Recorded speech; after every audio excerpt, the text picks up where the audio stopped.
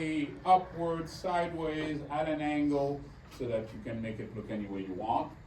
Okay, there's that kind of annotation. There's rectangle annotation, so where you put a rectangle, but then you have to specify the width and the height, but you also specify in your data set which data point that rectangle goes with, okay? Do you remember this thing about data points?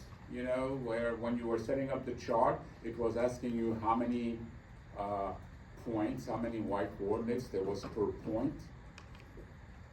Because remember, we explained what they meant by point, okay? And here's the explanation again. Let me show you what we mean here, otherwise you will be lost. So this is something that you want to pay attention to,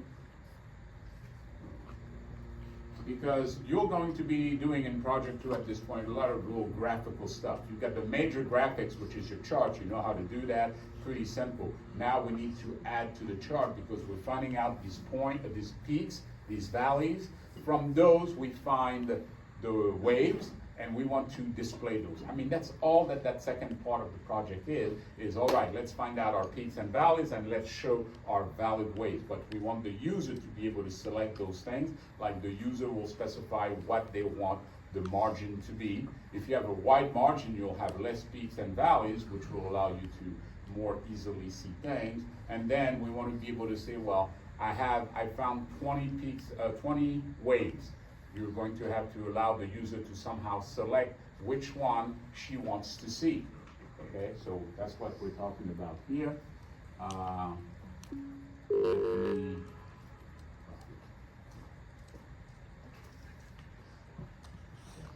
Let's say, okay, I was running this whole thing, but let's say I'm in my designer, and I'm going to go to the chart. I'm going to ask for the properties of my chart. Okay, for some reason it's not happening. Now it is. We do this. And we had said the easiest thing to do for the chart is to put it this way so that we can find all the collections. Okay? And when we went to the series, okay, for instance, let me go to the volume 1 first. You show something, and you'll notice that we had to answer certain questions, like how many y values per point. You see that property, which is a 1 over here. If I click on it, it's 1. Whereas if I go to this guy for the open, high, low, close, it says 4. Okay, and we didn't even have to put that in. It's kind of new. So let me explain again what that is. Suppose I'm just looking at the volume, okay? How many y values must I provide so that you would know how to draw that volume bar? How many? 1. Yeah, just 1 for whatever the volume is. So if the volume is 100, I say 100, and it's going to, over that particular date, it's going to put a point. Do we agree? That's going to be your column. And so you say, hey, how many y values do you need, okay, for the volume, y values per point, where each point is one of the volumes. It's going to say only 1. Now, you say, yeah, it's a point, so it should be only 1. Well, what it calls a point is not what you think of as a point. If we now go to the other series, which is the one where we want to draw some candlestick, it says 4. Now, what does that mean?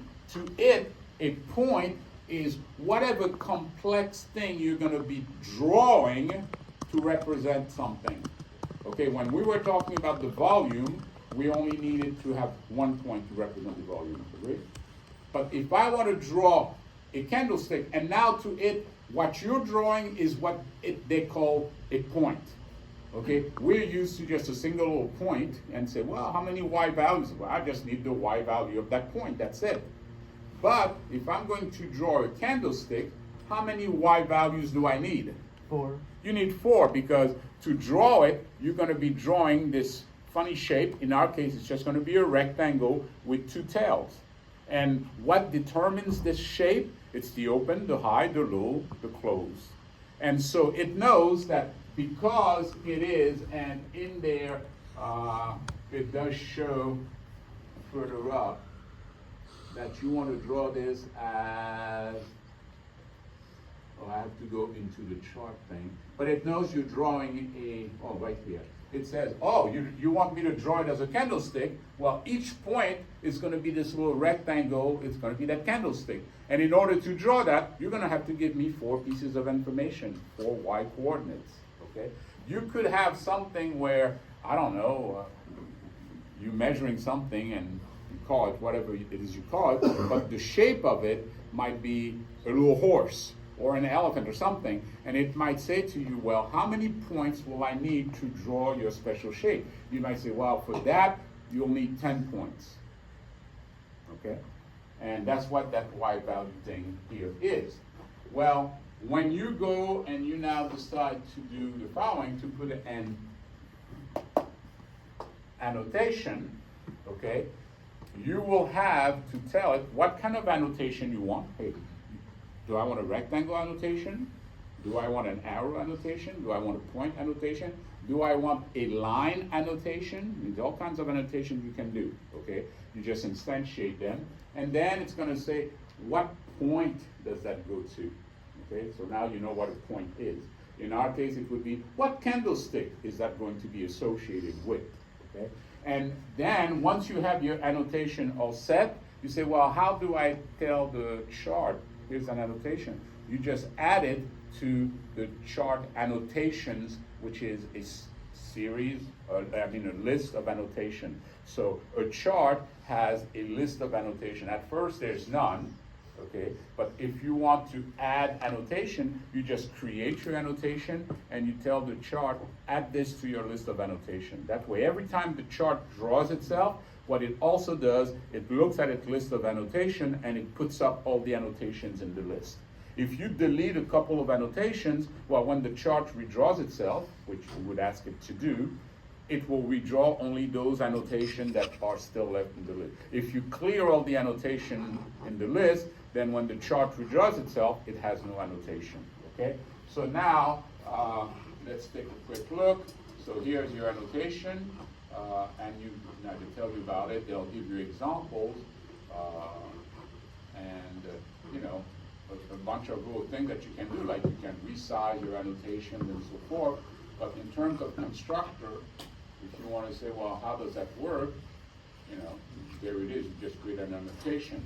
But let's look at something a bit more specific. In our case, we might say, well, this is kind of the generic thing about annotation. Do you have things like rectangle?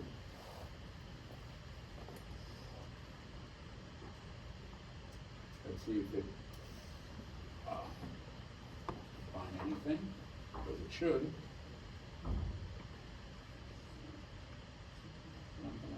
Well, let's do it this way maybe.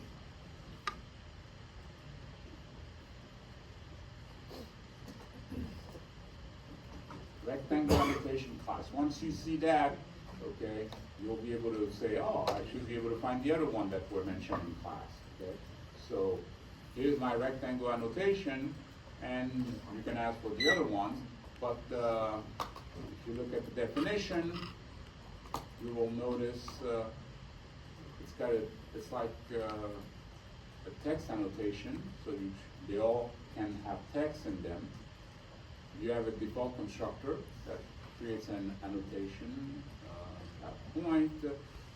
What you'll want to do is maybe ask your ChatGPT and so forth.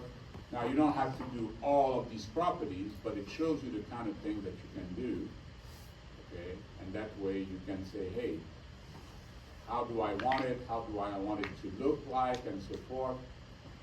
Width and X and Y coordinates of an annotation, okay? And now, don't be frightened by all this. Usually all you do, you instantiate the annotation, you tell it where to go, and then you add it to the chart annotation, okay? So I'm going to leave you to look that up. You can go to your, Copilot, ChatGPT, whatever you want, and just say, hey, I have a candlestick chart. Okay, I would like to annotate a particular candlestick with a rectangle. If, let's say, you decide you want to say, hey, I want to show my peak by drawing a little rectangle around it, you can do that with the letter P. Or you might say, no, I want to have a vertical arrow with a P at the top, so that would be a arrow annotation. Or you could say, I want to put a little horizontal line, so that would be a line annotation. That's part of your studying. You look at, hey, what kind of annotations are available? Because, I like to put a box around it, so that would be the rectangle one, or whatever you want to do, okay? So once you find your peaks and your valleys, you can, I don't know what happened here, seems to have died on us. Let's go to the other one.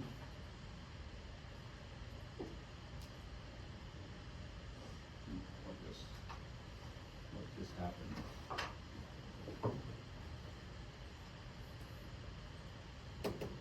Hello? No, this thing decided to not function anymore.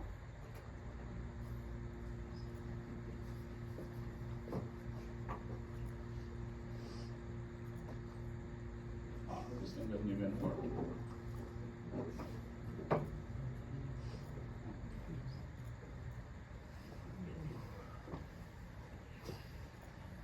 Okay. It died. Oh, yeah, you in this project? Are you in this project? No? Not started. And could be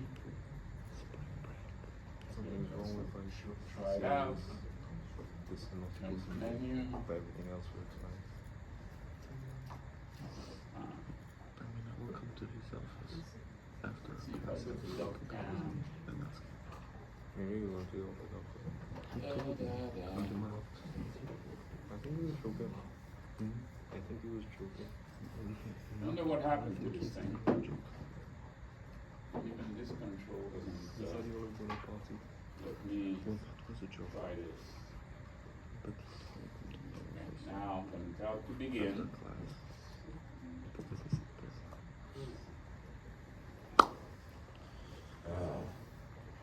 Okay, well, we'll have to try to paint pictures in your minds just by speaking. I know that's good.